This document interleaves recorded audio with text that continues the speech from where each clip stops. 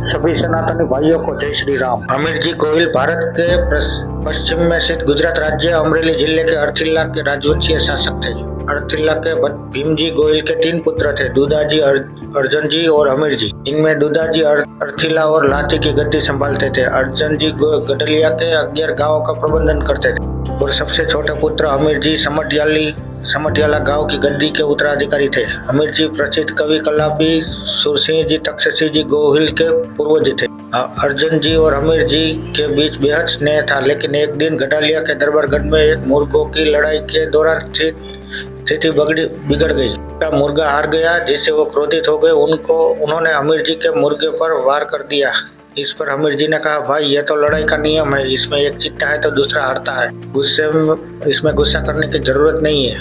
अगर क्रोध करना है तो मुझ पर कीजिए और निर्दोष मुर्गे पर क्यों? अर्जुन जी इस बात पर भड़क गए और उन्होंने अमीर जी को अपने क्षेत्र से निकल जाने का आदेश दे दिया। इस घटना से आहत होकर अमीर जी ने अपने 200 राजपूत अनुयायियों के साथ अरथिल्ला छोड़ दिया और राजस्थान के मारवाड़ क्षेत्र की ओर चले। दिल्ली की गद्दी पर उस समय मोहम्मद बिन तुगलक का शासन था। गुजरात के सूबेदार जफर खां, जो बाद में गुजरात के सुल्तान बना, सौराष्ट्र के प्रमुख क्षेत्र सुमनगढ़ और सोमनाथ मंदिर पर कब्जा करने की योजना बना रहा था।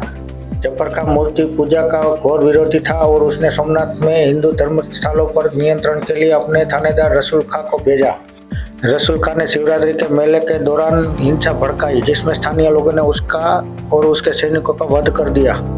इस घटना के बाद जफर खां ने सोमनाथ पर आक्रमण की योजना बनाई। उसने बड़ी सेना, हाथियों और तोपों के साथ सोमनाथ पर चढ़ाई शुरू कर दी। अर्जुन जी ने अपने गढ़वी मित्र मानसून को मारवाड़ भेजकर अमीर जी को वापस लाने के लिए आग्रह किया। गढ़वी ने अमीर जी को उनका भाई अर्जुन जी द्वारा भेजा गया संदेश सुनाया। अपने भाई की वीरवेदना सुनकर अमीर जी पिघल गए और अनुयायियों के साथ वापस अरथिल्ला लौट आए।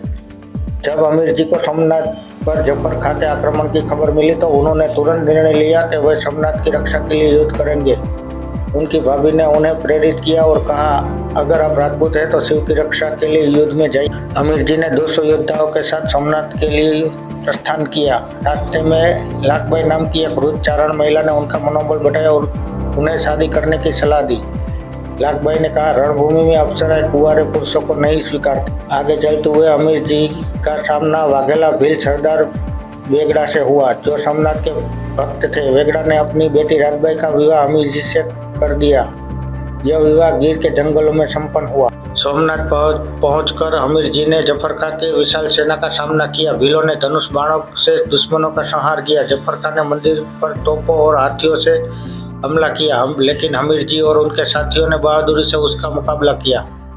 युद्ध के दौरान बेगड़ा भील ने वीरगति प्राप्त की। इसके बाद अमीर जी ने अपनी अंतिम रणनीति बनाई और दुश्मनों की सेना में घुसकर जफर खां का सामना किया।